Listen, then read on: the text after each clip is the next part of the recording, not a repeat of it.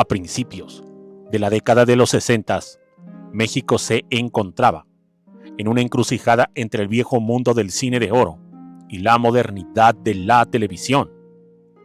Francisco Regueira Pérez, un hombre cuyo rostro era sinónimo de la sobriedad y el profesionalismo en la pantalla, observaba con reciente amargura cómo el mundo que conocía se desmoronaba. No solo era la industria lo que cambiaba, sino su propia casa, su única hija, el centro de su universo y la heredera de una vida de esfuerzos. Se había enamorado de un joven que representaba todo lo que Francisco despreciaba. La nueva farándula, la ambición desmedida y sobre todo el exceso peligroso al poder político. Sin más, ¡comenzamos!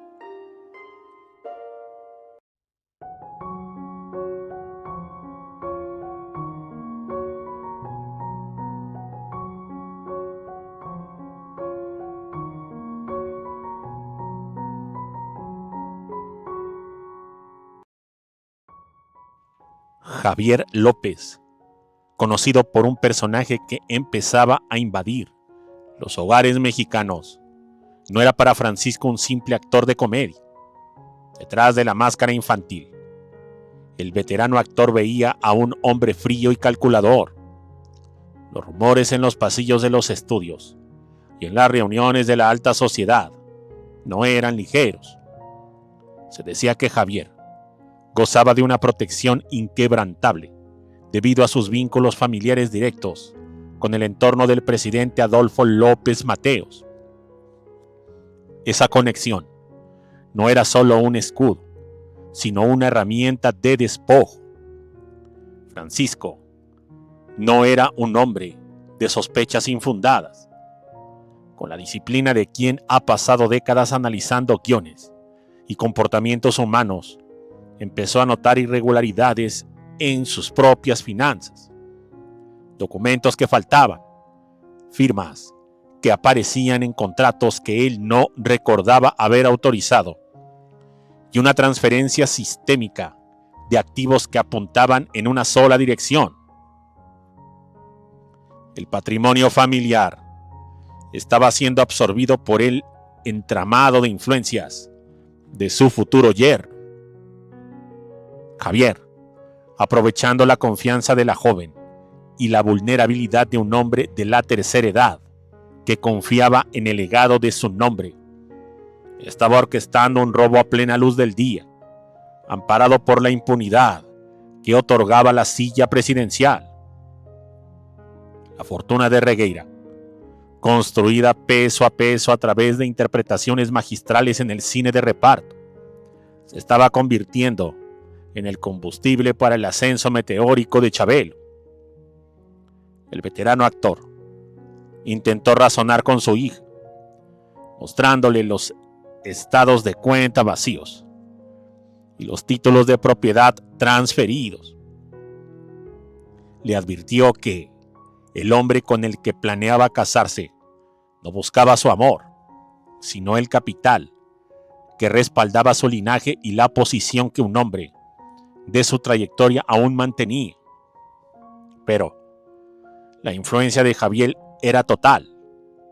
El joven actor había utilizado su carisma para envolver a la joven en una narrativa donde su padre era simplemente un hombre anciano y paranoico que no entendía los nuevos tiempos.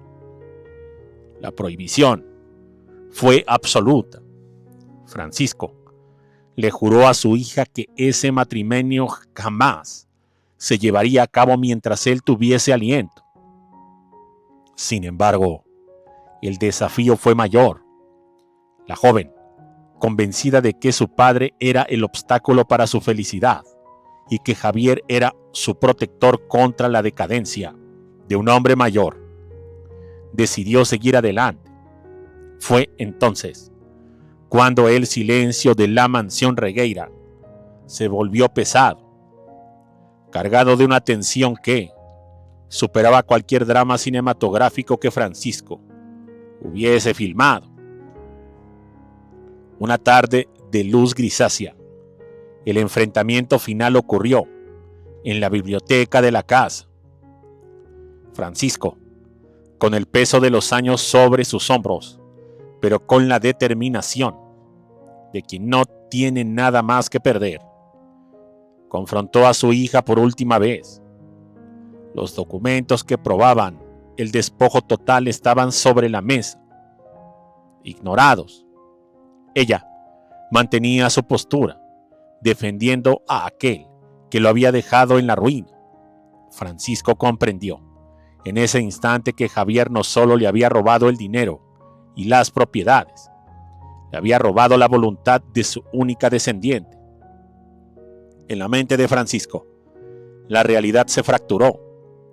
Para un hombre que había vivido bajo los códigos de honor de una época que ya no existía, ver a su hija entregarse voluntariamente a su verdugo financiero era un destino peor que la muerte. No podía permitir que ella se convirtiera en el trofeo de un hombre que había usado el Estado para saquear a un artista.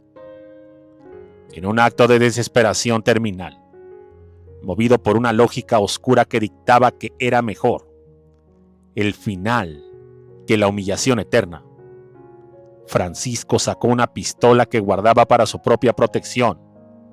El estruendo del disparo no solo terminó con la vida de su hija, sino que selló una de las historias más oscuras y silenciadas del espectáculo mexicano. El hombre que había sido el complemento perfecto en las películas más grandes de la historia nacional, terminó su vida como el ejecutor de su propia tragedia. El poder político de los López Mateos se movió con una rapidez quirúrgica. La prensa fue silenciada, los registros fueron alterados y la narrativa oficial se encargó de enterrar el incidente bajo capas de entretenimiento ligero. Javier López continuó su ascenso, consolidando su imperio mediático sobre las cenizas de una fortuna que no le pertenecían y sobre el silencio de una tumba que él mismo ayudó a cavar con su ambición. El nombre de Francisco Regueira pasó a ser una nota al pie en las enciclopedias de cine, mientras que la verdadera historia de cómo su matrimonio y su fama fueron devorados por la maquinaria del poder permaneció como un susurro en los rincones más oscuros de la industria. Un secreto a voces sobre el precio que se pagaba cuando la comedia se mezcla con la avaricia política. Esta narrativa se extiende a través de los años, rastreando cada propiedad perdida, cada valor político cobrado y la manera en que el sistema de la época protegió a sus allegados, dejando a su padre desesperado como el único villano visible en una historia donde el verdadero monstruo vestía ropas de niño en la televisión nacional. Los ecos de esa traición resonaron durante décadas, marcando la diferencia entre la imagen pública de una leyenda y la realidad privada de un despojo que destruyó un legado cinematográfico para siempre. Muchas gracias y hasta la próxima.